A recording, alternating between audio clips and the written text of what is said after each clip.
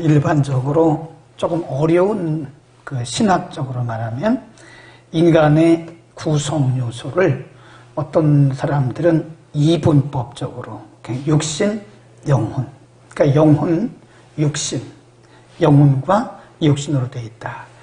또 어떤 신학자들은 삼분법으로 영, 혼, 육. 우리 장로교회는 우리가 공부할 때는요 2분설이었어요. 그래서 영혼과 육으로 되어 있다. 근데 성경에 보면 영혼, 육, 영혼, 육 세 개를 다 얘기해요. 근데 제가 사역을 하면서 성경을 보니까 인간은 영혼, 육으로 구성이 됐더라고요. 그래서 그 중에 혼은 우리의 마음이고요. 영은 그 영이에요. 그래서 영은 하나님과 대면하는 하나님과의 기능이 있다. 하나님과의 대면 기능이 있다. 교제를 하는 것은 영으로 교제를 하는 거예요. 그러니까 우리가 예배를 드려도 영으로 예배를 드려야 하나님의 임재 앞에 나가는 겁니다. 그러니까 육으로 드린다거나 혼으로 드리면 그건 감정이에요. 기도도 마찬가지예요. 혼적으로 드리는 기도, 영적으로 드리는 기도, 육으로 드리는 기도가 있어요.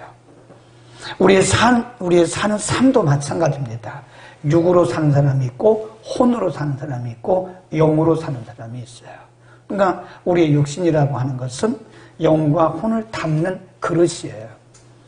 그러니까 근본은 세 개가 다 중요하지만 이 근본은 영, 혼, 그렇죠.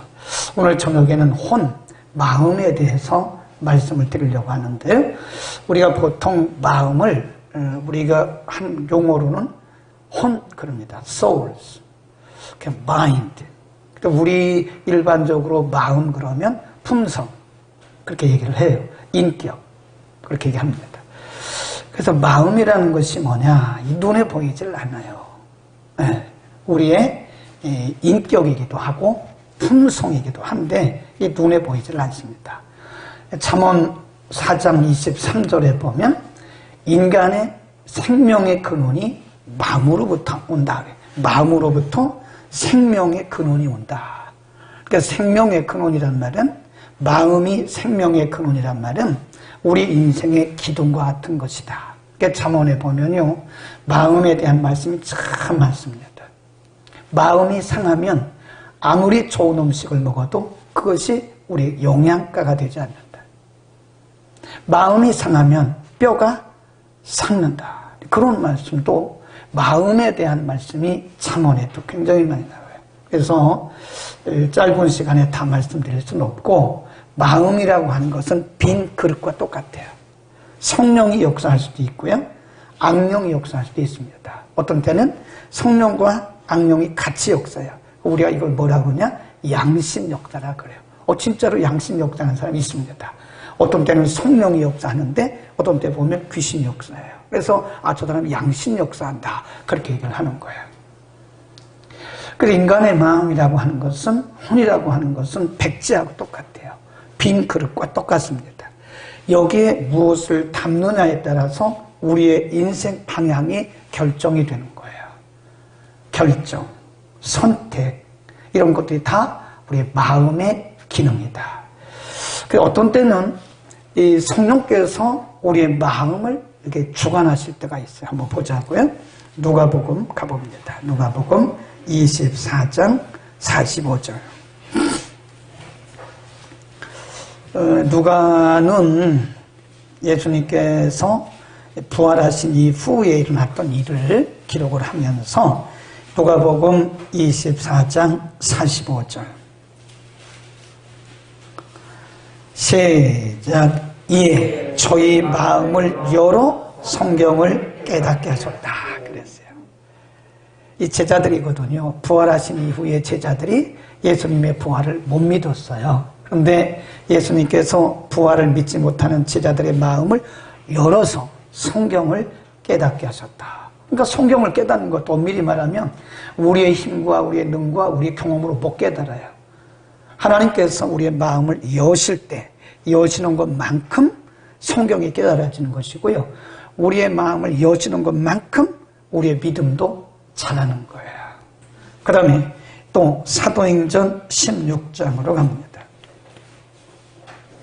사도행전 16장 14절. 도아디라 시작. 도아디라 성의 자조장사로서 하나님을 아는 루디아라 하는 한 여자가 있는데 주께서 그 마음을 열어, 그렇죠, 사도 바울이 이 복음을 전하는데요, 빌립보 지역이죠. 복음을 전하는데 그때 주께서, 성령께서 루디아라고 하는 여인의 마음을 열어서 사도 바울이 전하는 복음을 듣게 했다는 거예요. 그러니까 지금 목사님이 제가 여러분에게 말씀 전하잖아요. 이 말씀을 깨닫는 것도 성령께서 우리의 마음을 여는 것만큼 깨닫는 거예요. 그러니까 마음이 딱 닫혀 있잖아요. 그럼 말씀 못 깨닫습니다. 아무리 앉아있어도 소용없어요. 아무리 머리를 둘둘겨도 소리만 나지 말씀이 안 깨달아지는 거예요. 그러니까 성령께서 우리의 마음을 이렇게 열어요. 그러면 그때부터 신령한 기능이, 영적 기능이 활성화되는 거예요. 마음이 열리지 않으면, 혼의 문이 열려지지 않으면 영적 기능이 활성화되지가 않습니다. 그러니까 그 마음의 문을 여는 분이 누구냐? 성령이시다, 성령. 아멘. 그런가 하면 이 마음 속에 누가 역사하냐? 이 사탄도 역사해요. 한번 보세요. 고린도 후서로 갑니다. 고린도 후서 4장 4절. 그러니까 오늘날 많은 사람들의 마음이 돌짝밭이에요. 그리고 아니면 가시덤불 같아. 그거 왜 그러냐? 그 자기가 그런 게 아니에요. 누군가가 그 마음을 혼미케 하고 있어요. 거기 보세요. 고린도 후서 4장 4절. 시작. 그 중에 이 세상 신이 믿지 아니하는 자들의 마음을 혼미케 하여 그리스도의 영광의 복음을 광채가 비치지 못하게 하니 그리스도는 하나님의 형상이라. 네. 이 세상 신, 사탄의 영이에요. 사탄의 영이 믿지 아니하는 자들 속에 뭘 넣었어요? 혼미, 가시덤불 같은 마음을 가시덤불 같이 해요. 그 마음을 돌짝바 같게 만들어요. 단단하게 만들고 길가처럼 굳어지게 만들어요. 그러니까 진리의 영이 비추지 못하도록 그리스도의 영광의 복음의 광채가 그들 마음속에 비치면 그들이 그리스도를 고백하고 구원받잖아요. 말씀을 깨달으면 은혜가 되잖아요. 그러니까 그거를 방해하기 위해서 인간의 마음속에 혼미한 영을 집어넣는 영이 있다. 이게 누구예요? 바로 사탄의 영이에요. 사실 어떤 것이 진위 여부는 하나님께서 판단하실 겁니다만 객관적으로 볼 때 아닌 것은 아니라고 말을 해야 되고, 거기 가서 아멘 하는 사람들은 도대체 뭐냐, 그런 생각이 들어서 참 안타깝다. 이 어려운 시대를 우리가 살고 있구나. 진리 앞에 아멘하고 하나님 말씀 앞에 아멘을 해야 되는데 진리가 아닌 곳에 아멘하고 막 따라가는 사람들을 보면서 저런 건 아니겠다 하는 생각을 하면서 혼미한 영, 이 시대에 많은 사람들, 불신자들 속에, 심지어는 신자들 속에도 혼미한 영을 넣어요. 마음속에 혼미한 마음을 갖게 하는 거예요. 굉장히 중요한 시대에 우리가 살고 있습니다. 그러니까 우리가 개인적으로 볼 때도요, 사람이 항상 성령이 충만한 게 아니에요. 사람이 항상 말씀이 충만한 게 아닙니다. 어떤 때 저도 그럴 때가 있어요. 여러분 더 할 것입니다. 말씀이 중심이 안 잡힌대요. 기도의 줄이 안 잡힌다고요. 내 삶의 방향성이 잡히지 않는다고요. 믿음의 확신이 없다고요. 천국에 대한 확신이 없다고요.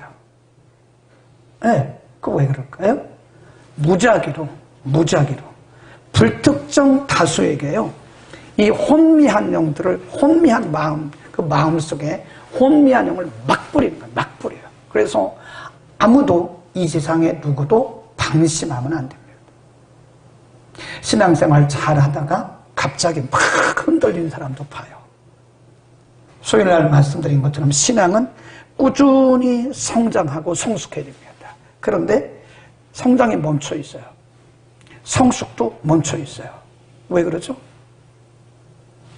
그게 어쩌면 우리 마음속에, 우리 마음의 기능이 지금 어쩌면 이게 뭔가 지금 문제가 있는 거예요. 환경이 문제가 아닙니다. 하나님이 우리에게 주신 믿음과 하나님께서 우리와 함께 하시는 그 능력이 있기 때문에 우리는 환경도 조건도 다 이겨나가도록 하나님 우리에게 디자인해 놓으셨어요 하면, 중요한 것은 우리의 마음속에 뭘 품느냐가 굉장히 중요해요.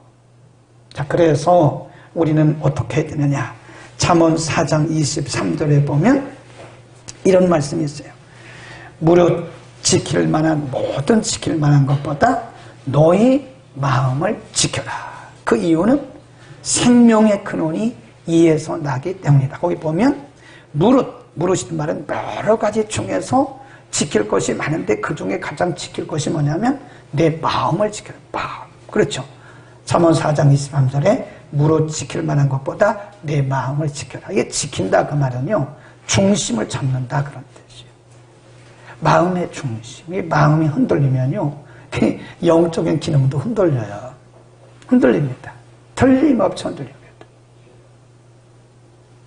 옛말에 그런 말이 있잖아요. 호랑이에게 물려가도 정신을 차리면 산다 그러잖아요. 그 정신이 뭔데? 마음인데?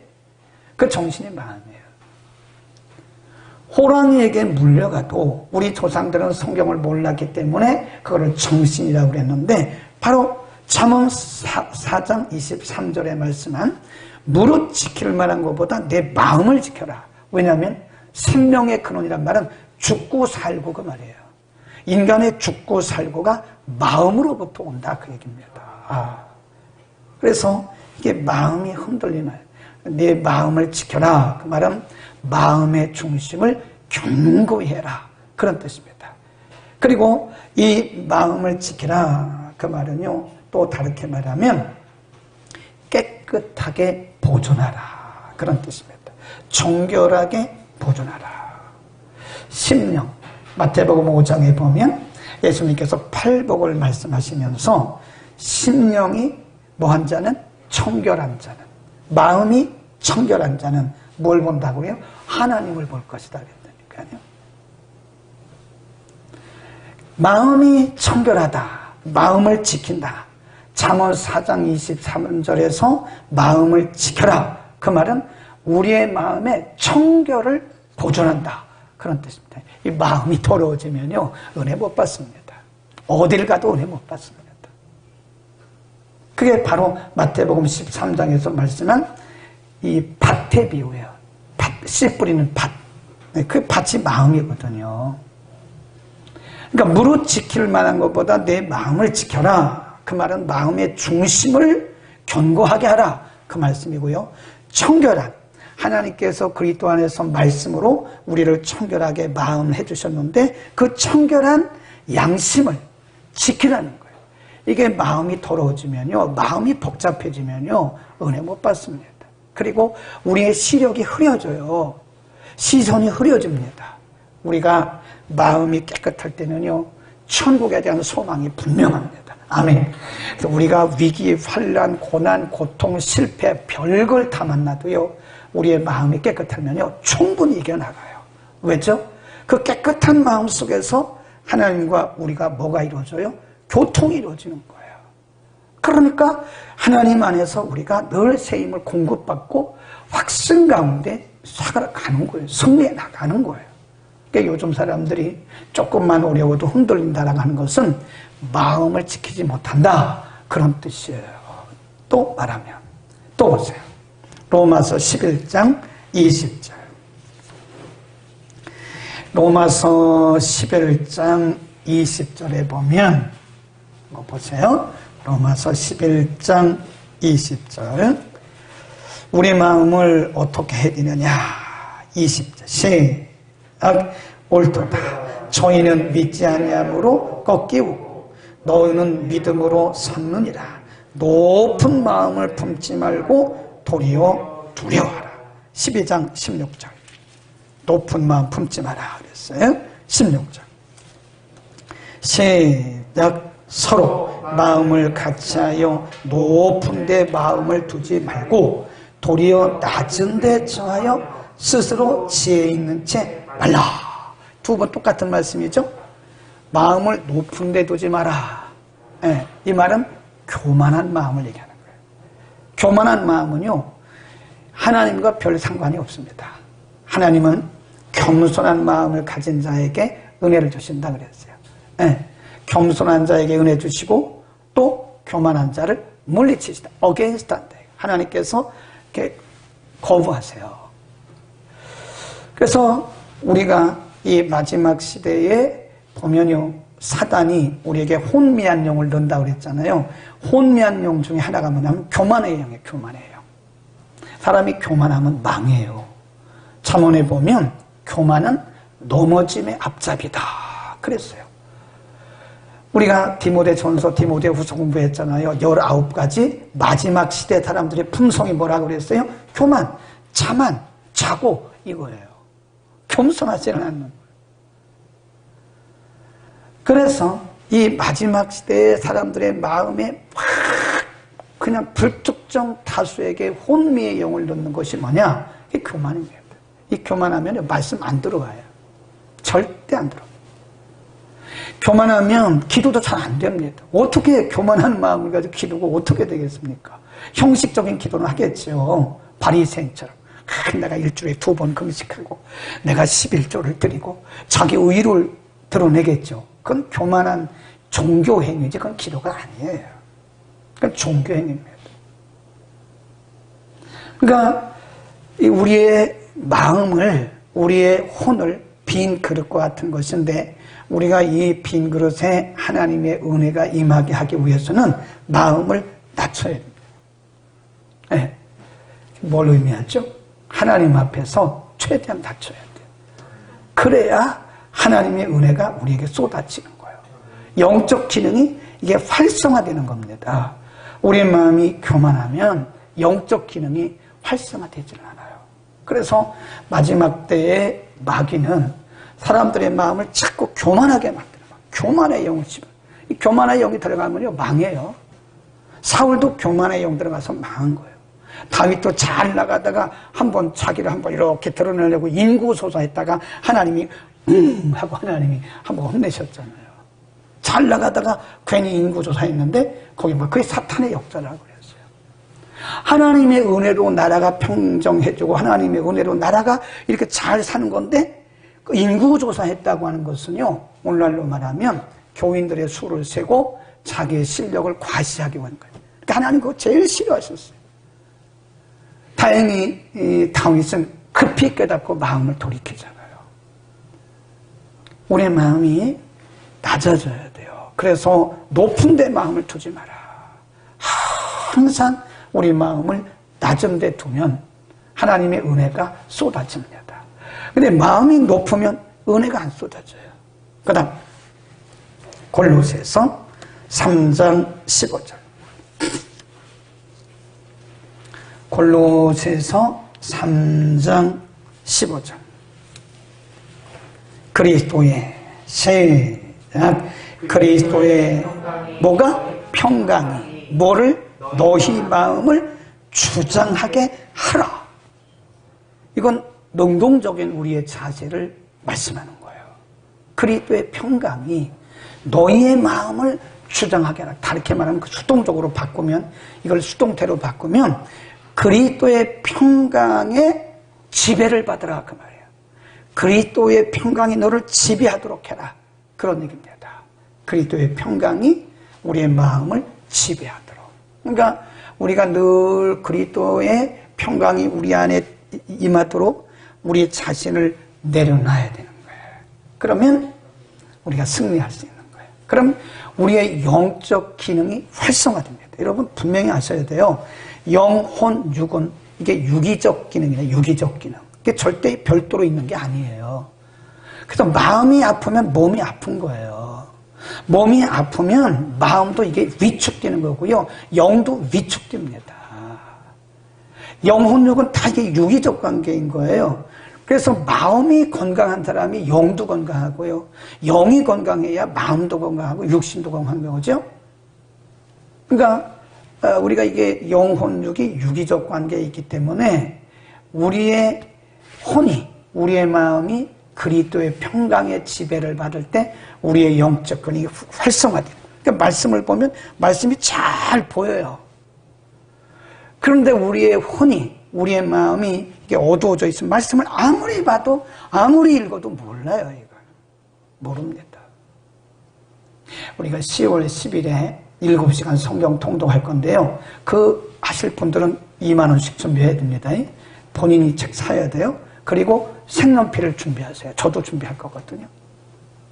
제 경험상 보면 혼자 성경을 읽을 때하고 함께 읽을 때하고 성령의 조명이 틀려요. 확실히 틀립니다. 저는 분명히 지금 기대하기를 설교 한 5, 60편을 만들 수 있을 것 같아. 창세기부터 계시록까지 쫙 읽어가면서 막 보이는 거, 이게. 성경이 보이는 거. 설교 한 편 한 편이 다 보이는 거. 예. 그러니까 우리의 영적 기능이 활성화되기 위해서는요, 그리스도의 평강이 우리의 마음을 주장해야 돼요. 마음이 불안하면 안 됩니다. 그리스도의 평강이 우리의 마음을 주장하도록. 아멘. 마지막 빌립보서 2장 5절. 빌립보서 2장 5절입니다. 우리 잘 아는 말씀인데요. 중요한 말씀입니다. 너희 마음에. 시작. 너희 안에 이 마음을 품어라. 곧 그리스도 예수의 마음이다. 그랬어요. 예수 그리스도의 마음을 품어라. 품어. 이게 품는다는 것은 하루아침에 되는 게 아니에요. 여러분 보세요. 그 유정란 있어요. 유정란. 유정란을 어미 달기 이렇게 품어요. 그 딱딱하게 보이는 계란 있잖아요. 계란. 그 알 아니에요? 그 껍데기가 얼마나 그 단단합니까? 그런데 어미가 어미 달기 이걸 품어요. 그 품고 있으면 그 속에 유정란이 움직이기 시작해요. 그래서 생명이 태동을 해요. 사실 우리가 계란을 깨보면 아무것도 없어요. 거기에 무슨 뭐가 있습니까? 노른자, 흰자 그거밖에 없잖아요. 그래도 계란 후라이 해먹고 그러잖아요. 그런데 그게 어미 달게 품잖아요. 그게 품으면 거기서 생명의 태동이 일어나는 거예요. 생명의 태동이. 아멘. 참 멋있는 얘기다. 내가 해도 참 멋있는 얘기네. 품으면. 그러니까 처음부터 우리가 그리스도의 마음을 품을 수 있는 거야. 계속 어미 달게 유정란을 계속 품고 있듯이 우리가 그리스도의 마음을 계속 품는 거예요. 한 번에 되지 않아요. 또 실패하면 다시 시작하고, 또 실패하면 다시 시작하고, 실패하면 또 시작하고. 그래서 그리스도의 마음을 다 품으면요, 이제 여기서 그리스도의 마음이 이렇게 태동을 하는 거예요. 그리스도의 마음을 품어야 돼요. 겸손한 마음이죠. 그 뒤에 그리스도의 마음이 뭐라고 했어요? 그는 근본 하나님과 동동이시다.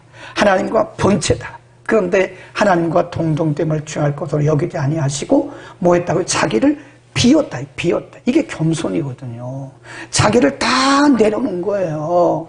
자기를 비워 사람의 형체, 종의 형체, 노예의 형체로 이 땅에 오셨다는 거예요. 이게 쉽지 않습니다, 여러분. 말은 우리가 이렇게 하지만요, 자기를 비운다는 게 쉽지 않아요. 근본 하나님이라니까요. 근본 하나님과 동동이고 본체시라니까요. 근데 자기를 비우고 죄 있는 인간의 모양과 사람의 모양 그리고 종의 모양으로 이 땅에 오셨다. 그게 예수님의 마음입니다. 예수님이 마태복음 11장에서도 말씀하시기를 나는 마음이 온유하고 겸손하니 그랬어요. 우리가 그 예수 그리스도의 마음을 우리 속에 품으면 이게 한 번에 되지 않는다고 그랬죠. 한 번에 되지가 않아요. 이 경건이라는 게 한 번에 되는 게 아닙니다. 계속 훈련하는 거예요. 이 영성이라는 게 이게 한 번에 되는 게 아닙니다. 끊임없이 연습하고 연습하고 연습하고 또 연습하고 넘어졌다가 또 일어나고 넘어졌다가 또 일어나고 그래서 계속 그 예수 그리스도의 마음을 품고 있으면 겸손한 마음을 품고 있으면 이제 우리 속에서 예수의 냄새가 나기 시작하는 거예요. 아멘. 그렇죠? 우리가 담배 피는 사람들 옆에 있으면요 담배 냄새가 묻어가요. 그 담배 피는 분하고 어떻게 사는지 모르겠어. 냄새가 얼마나 나는지 몰라요. 일반인들은 몰라요. 근데 우리는 담배를 전혀 펴본 적이 없어요. 한 번도 평생에 담배를 펴본 적이 없어요. 그래서 딱 맡으면 담배 냄새가 팍 나요. 이렇게. 옷에 담배 냄새가 배요. 풀풀. 본인들은 몰라요. 근데 그 사람이 지나가기만 해도요 담배 냄새가 풀풀 납니다. 그러니까 사람들이 그 냄새를 맡고 와, 저 사람 담배 피는구나 라고 알아요. 우리 안에 그리스도의 마음을 품으면 처음부터 되는 건 아니지만 우리를 통해서 그리스도의 냄새가 나기 시작하는 거예요. 그리스도의 냄새가 나네. 풀풀 조금씩 조금씩 나기 시작하는 거예요. 아멘. 우리의 마음을 지킵시다. 마지막 시대에 마귀가 불특정 다수에게 혼란의 마음, 혼돈된 마음을 팍 뿌려대요. 가치관의 혼란, 신앙의 혼란, 이 시선의 혼란 막 엉켜 신앙생활 하면서도 뭐가 뭔지 모르고 막 그냥 다니고 있고 인생을 살면서 그 짧은 인생을 엉뚱한 데 다 버리고 있고 뭐 이런 거예요. 우리의 마음을 잘 지킵시다. 생명의 근원이 여기서 나요. 일단 마음을 낮추셔야 돼요. 저도 마찬가지, 여러분도 마찬가지. 예수 그리스도의 마음을 품도록 계속 경건에 이르기를 연습하고 한 번에 되는 게 아니에요. 우리의 마음을 정결케 하고. 아멘.